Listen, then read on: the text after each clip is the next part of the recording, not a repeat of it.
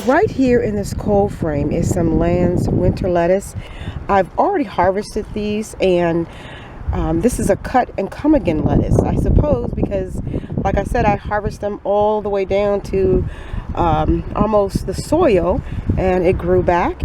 And I sowed some new lettuce seeds all around in this cold frame so we can have a continual harvest of lettuce. So these heads get really huge. The leaves are bigger than my hand actually. So I really enjoy this Land's winter lettuce, and this was planted last fall. And over in this planter is Everbearing Strawberries that are starting to get some blooms even. More Everbearing Strawberries over here. It looks like my fig trees are starting to get their flowers. And over here are my Everbearing Strawberry plants. And they're growing in this half of the bed here. And they were all over my walkways. And I actually dug them up. And I'm going to show you. So I dug up over 30 strawberry runners here. And I'm going to actually be transplanting them into planters, maybe some hanging baskets, maybe even try my hand at some towers. Not sure yet, but I have a ton of runners here, well over 30 runners.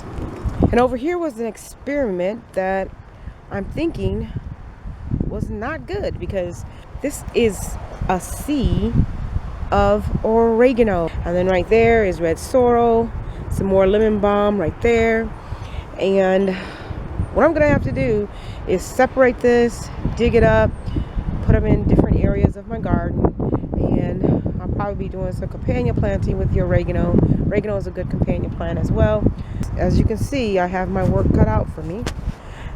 So here is my Meyer Lemon tree that we overwintered. It has blooms on it.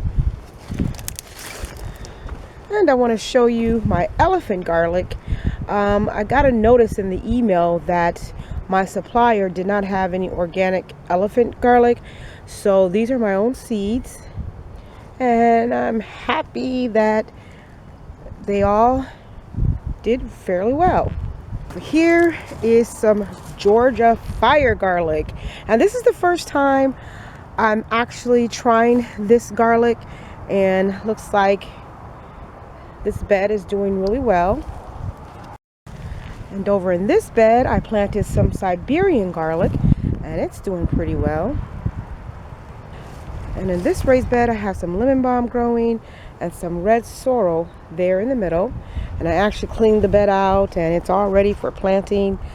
Filled it with weeds, wood chips, leaves, all sorts of fun stuff.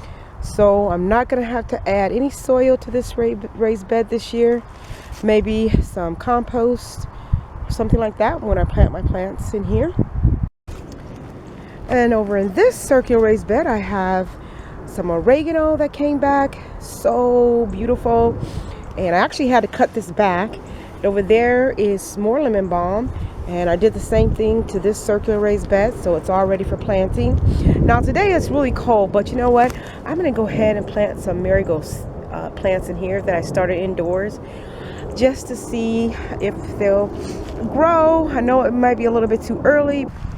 And if you remember these planters that I planted up last year, this is the sedum towel right there, and the oriental lilies are starting to come back up, and I might fill in some annuals over here, but looks like things are starting to come in nicely. And this is the other planter, and the sedum tile, and the oriental lilies. These are so beautiful once they bloom up, so I'm really looking forward to these blooming. And over here are some nice sized asparagus growing, and I actually thought my asparagus was a goner, but this plant just keeps coming back, and hopefully I'll go ahead and harvest a couple of these, and that makes me excited to plant some more. My husband really doesn't like asparagus that much, but I convinced him that I'll be able to cook it so he'll like it, so we'll see. So over here is where we're going to be tilling up this land from where I'm standing clear to the beginning of our woods. and a little bit over to the side over there. And then there's my raised bed garden over there. So this is going to be more like a row garden.